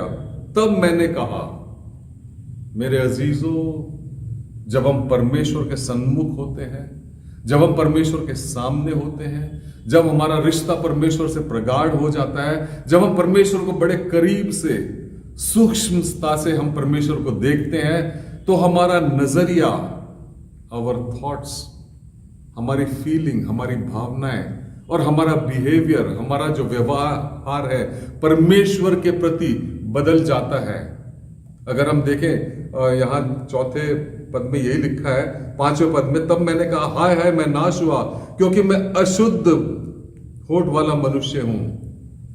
मेरे अजीजों, उससे पहले हम देखते हैं कि यशाया नबी जो था 5वें अध्याय और 8 से 30 पदों को अगर हम देखें, इससे पहले चैप्टर में, अध्याय में, तो हम देखेंगे उससे पहले जो है यशाया नबी अपने लोगों के लिए गिड़गिड़ा रहा है, परमेश्वर के सामने उनके दोष गिना रहा है और उनके लिए मध्यस्थता की प्रार्थना कर रहा है। लेकिन जब परमेश्वर के सन्मुख वो हुआ, परमेश्वर के सामने वो हुआ, रूबरू हुआ, आमने सामने, तो उसे दूसरों की सुधि नहीं रही, उसे अपना जो गुनाह है, अपने जो पाप हैं, अपनी जो कमियां हैं, वो सारी नजर आने लगी। मेरे अजीजों, जब हम परमेश्वर के सामने होते हैं तो हम आत्ममंथन करने पर मजबूर हो जाते हैं और हम अपने परमेश्वर के तेज को देखते हुए, उसके बड़प्पन को देखते हुए, उसकी शुद्धता को देखते हुए, परमेश्वर की पवित्रता को देखते हुए हम अपने आप को अपात्र महसूस करते हैं और हम अपने आप को जान जाते हैं कि हम कितने तुच्छ हैं, कितने गिरे हुए हैं और कितने बड़े पापी हैं। मेरे अजीजों, मेरे दोस्तों, हमारा विचार, हमारी भावनाएं और हमारा बर्ताव या रवैया या व्यवहार बिल्कुल बदल जाता है प्रभु के सन्मुख आने से। और ये कहने लगता है, हाय हाय तौबा, मैं तो तुझ इंसान हूं, झूठ बोलता हूं, गलत बोलता हूं और हर कदम पर गिरता हूं। यशाया कहने लगा, अपने पाप का उसे एहसास हुआ। मेरे अजीजों, 3 बातें हम देखते हैं यहां पर। और उसके बाद हम देखते हैं जब वो ये ऐसे गिड़गिड़ा रहा था, ये कह रहा था, तो क्या हुआ? तब एक सराफ हाथ से अंगारा लिए हुए जिसे उसने चिमटे से वेदी पर से उठा लिया था, मेरे पास उड़कर आया। परमेश्वर का दूत जो है, एक सराफ जो है, वेदी पर से अंगारा उठा के, जो बर्निंग कोल्स अंग्रेजी की बाइबल में लिखा है, वो बर्निंग कोल्स एक टोंग से, चिमटे से उठाकर आता है और इसके होठों को नबी जो है, परमेश्वर का जो ये संदेश वाहक है यशाया, उसके होठों को छू लेता है और उससे कहता है कि मेरे होठों को छूकर कहा, देख इसने तेरे होठों को छू लिया है, इसलिए तेरे अधर्म दूर हो गया और तेरे पाप क्षमा हो गए। Your guilt has been taken away and your sins are forgiven. ये जो है वो सराफ, वो स्वर्गदूत जो है यशाया से कहता है। और उसके बाद क्या होता है? यशाया जो है, नबी जो है, परमेश्वर कहता है कि हमारे लिए कौन जाएगा, कौन हमारी वाणी बोलेगा, कौन हमारी गवाही देगा, कौन हमारे लिए अच्छा बोलेगा। और जो है यशाया कहता है, मैं तैयार हूं, मैं यहां हूं, मुझे भेज। Here am I, send me. मेरे अजीजों, बहुत से लोगों का जब परमेश्वर से सामना हुआ, उससे रूबरू हुए और परमेश्वर को के साथ रिश्ता प्रगाढ़ हुआ, मजबूत हुआ और करीबी रिश्ता हुआ, तो मेरे अजीजों उनका नजरिया जो है परमेश्वर के प्रति बदल गया। 3 चीजें हम यहां पर देखते हैं यशाया के जीवन में। जब वो परमेश्वर को करीब से जान गया और ईश्वर को बहुत ही क्लोजली जो है परमेश्वर के साथ उसका एनकाउंटर हुआ है। अगर हम एक्ट्स की पुस्तक देखें, प्रेरितों के काम, और उसके जो है 9 अध्याय और 6 पद में देखें, तो हम देखेंगे शाऊल भी परमेश्वर से कहता है कि what do you want me to do, आप चाहते क्या है कि मैं करूं। मेरे अजीजों, जब परमेश्वर से हमारा रिश्ता बन जाता है, जब परमेश्वर का आह्वान हम तक आता है, जब परमेश्वर की बुलाहट हम पर होती है, तो हम भी कहते हैं, परमेश्वर आप चाहते क्या है कि मैं करूं, आपकी बिडिंग क्या है, आपकी मिशन क्या है, आपकी तवक्को क्या है, आपकी जरूरत क्या है, आपका मार्गदर्शन क्या है, आपका मिशन मेरे लिए ध्येय क्या है। ये कहने पे मजबूर हो जाते हैं। इसी प्रकार हम देखते हैं पुराने नियम में भी शमूएल जो है, पहला शमूएल उसका 3 अध्याय और 10वें 11वें पद में जो है, शमूएल परमेश्वर से कहता है, स्पीक आई हियर, कि परमेश्वर आप बोलो, क्योंकि मैं मन और अपने जीवन से और अपने आत्मा से आपके सामने नतमस्तक हूं। आप बोलिए और मैं सुन रहा हूं आपकी वाणी, जिसमें ताकत है, जिसमें वचन है, जिसमें ताकत, हिम्मत है और जिसमें जीवन है। मेरे अजीजों, बहुत से उदाहरण पवित्र शास्त्र में ऐसे हैं जिसमें जब परमेश्वर हमारे सम्मुख आ जाता है, हमारे पास आ जाता है और परमेश्वर की बात को हम सुनते हैं, तो हम जो यकायक खुद ब खुद ईश्वर से कहने लगते हैं कि आप बताइए ईश्वर, आपका मार्गदर्शन मेरे लिए क्या है। यशाया की पुस्तक से और 6 अध्याय और 1 से 8 पद तक हम 3 चीजें पकड़ते हैं, जो गूढ़ बातें हैं और प्रगाढ़ चीजें हैं और जो मूल बातें यशाया के जीवन की हैं। एक तो ये कि जब परमेश्वर के साथ हमारा सामना होता है, हमारा विजन जो है, हमारा फोकस जो है, रिन्यू, तरोताजा हो जाता है ईश्वर के बारे में। उससे पहले हो सकता है ईश्वर को हम स्वर्ग में बैठा हुआ सर्वशक्तिमान परमेश्वर मानते हों और उसकी उपासना करते हों, उससे ज्यादा कुछ ना समझते हों। और हो सकता है परमेश्वर को जो है हम सर्व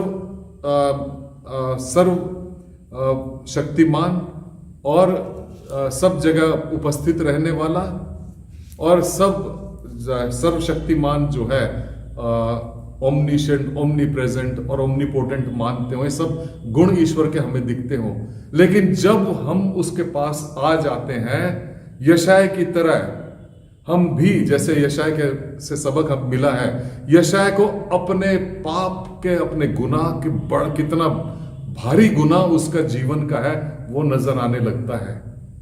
वो अपने भाइयों की या यहूदा के लोगों की, इजराइल के लोगों की, उनकी बुराई नहीं करता, उनके पापों का वर्णन, उनकी गणना नहीं करता। उसे सब कुछ छोड़कर अपनी तुच्छता का एहसास होता है। मेरे अजीजों, जब परमेश्वर हमारे जीवन में आ जाता है, जब उसके साथ हमारा एनकाउंटर हो जाता है परमेश्वर के साथ, जब उसके साथ हमारा रिश्ता बन जाता है, तब हम उसको अंदर से जानने लगते हैं और तब हमें एहसास होता है कि हम कितने बड़े पापी हैं और कितने गिरे हुए इंसान हैं। जैसे कि यशायाह ने महसूस किया, कहने लगा, हाय हाय हाय तौबा मुझ पर, मुझसे बुरा इंसान कोई नहीं है। मैं तो बुरे होठों वाला इंसान और बुरे होठों वाले लोगों के बीच में रहता हूं, तब दूसरों की बात नहीं करता। मेरे अजीजों, ईश्वर जब हमारे जीवन में वास कर लेता है ना, तो हम दूसरों की बुराइयां नहीं देखते।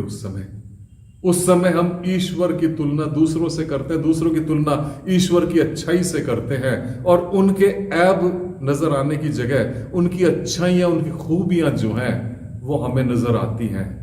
और ये बड़ी बात है मेरे अजीजों। इंसान होने के नाते अक्सर हम ये देखते हैं कि हम अपना बड़प्पन, अपनी अच्छाई पर ही गौर करते हैं और दूसरे इंसान में त्रुटि, क्या खोट है, क्या कमी है और क्या खामी है, क्या बुराई है, बस वही नजर करते हैं। लेकिन ईश्वर के पास जब आ जाते हैं, when we renew our vision of God, our thoughts change, our feelings changed and our behavior changes, my friend. ऐसा होता है। दूसरी बात जो यशायाह की कहानी में आज हम देखते हैं वो यह है कि जब यशायाह परमेश्वर के सन्मुख आता है, तो मेरे अजीजों, परमेश्वर की गहराई जो है प्रेम की, वो प्रतीत होती है। यशायाह गिड़गिड़ाने लगा और अपने आप को बुरा कहने लगा और ईश्वर से क्षमा याचना करने लगा और कहने लगा, ईश्वर आपके सामने मैं आने के लायक हूं ही नहीं। तब क्या होता है? ईश्वर की जो क्षमा है, ईश्वर की जो मुआफी है, ईश्वर का जो अपरंपार प्रेम है, प्यार है, वो नजर आता है। जब वो गिड़गिड़ाने लगा परमेश्वर के सिंहासन तख्तोताज के सामने, तो एक सराप आता है और वेदी से, जो ऑल्टर है बर्न्ट ऑफरिंग्स का, वेदी से जो है वो कोयला उठाकर लाता है और इसको जो है शुद्ध कर देता है। लबों को शुद्ध करना या अपने होठों को शुद्ध करना, उसका वर्णन है कि हम अपने आप का शुद्धिकरण, अपने आप का नवीनीकरण और अपने आप को जो है तरोताजा करके नए इंसान बना देते हैं। मेरे भाइयों, अगर आप आभूषण की बात करें या आप सुनार की बात करें या आप सोना जो खान में से निकलता है, डायमंड्स निकलते हैं, हीरे जवाहरात, वो तप कर ही सोना बनता है। और हीरे जवाहरात जो है लाखों डिग्रीज टेम्परेचर जब हाई हो जाता है जमीन के नीचे, तभी जो है हीरा बनता है। मेरे that's how you get the diamonds बनकर तैयार होते हैं। मेरे अजीजों, इंसान भी जब कठिनाइयों के दौर से जाता है, जब ईश्वर की अच्छाई हमको छू लेती है, हमारे तन बदन को छू लेती है, हमारे लबों को पवित्र कर देती है, तो जो हमारे विचार हैं वो अच्छे हो जाते हैं। और हमारे विचार अच्छे होते हैं तो हमारी वाणी जो है उन्हीं विचारों का उच्चारण करती है। मेरे अजीजों, touch the lips of Isaiah, इसका मतलब यह है ईश्वर जो है हमारा जो है नवीनीकरण कर देता है, अच्छा शुद्धिकरण कर देता है। तीसरी बात, मेरा समय सीमित है, तीसरी बात मैं कहना चाहूंगा, जब ईश्वर हमारे सन्मुख आता है और हमारी वाणी बदल जाती है और हमारे अपने पापों का एहसास हो जाता है, तीसरी बात यह है कि मेरे अजीजों, जब ऐसा होता है तो हम ईश्वर के सन्मुख आकर कहते हैं, ईश्वर आप बताइए कि मैं क्या करूं, मेरे जीवन का मकसद क्या है, मैं किस तरफ जाऊं ईश्वर, ताकि मैं आपके हाथ और पैर बन सकूं, so that I be the hands and feet of Jesus, that I be the tongue of Jesus। मेरे अजीजों, बहुत जरूरी है कि हमारी कथनी और करनी एक हो। अगर हमारी कथनी एक है और करनी कुछ और है, तो हमारा जीवन जो है कहीं ना कहीं गलत रास्ते पर चल रहा है।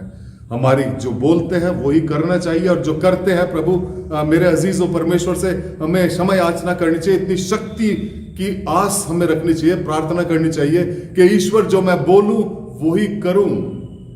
मेरा बोलना अच्छा हो और मेरा कर्म भी अच्छा हो, तभी मैं आपका नुमाइंदा, आपका एम्बेसडर और आपका जो है सेवक और संदेशवाहक बन सकता हूं। मेरे अजीजों, मेरा समय समाप्त हो रहा है, बस यही कहना चाहूंगा कि ईश्वर से रूबरू होइए, उसका सामना कीजिए, और जब आप ईश्वर को जान जाएंगे एक निजी तौर पर, एक अपने जीवन में उसे एहसास होगा, आपको एहसास होगा और मुझे एहसास होगा परमेश्वर के होने का, तो मेरे अजीजों हमारे विचार बदल जाएंगे, आवर थॉट्स विल चेंज, हमारी भावनाएं बदल जाएंगे, our feelings will change, and हमारा जो है बर्ताव या व्यवहार जो है, वो जो हमारा बिहेवियर है वो भी बदल जाएगा परमेश्वर के प्रति। और जब परमेश्वर के प्रति हमारा रवैया तरोताज़ा हो जाएगा, तब अपने आप ही हमारा रवैया, हमारी फीलिंग्स और हमारा जो हमारे विचार हैं, हमारे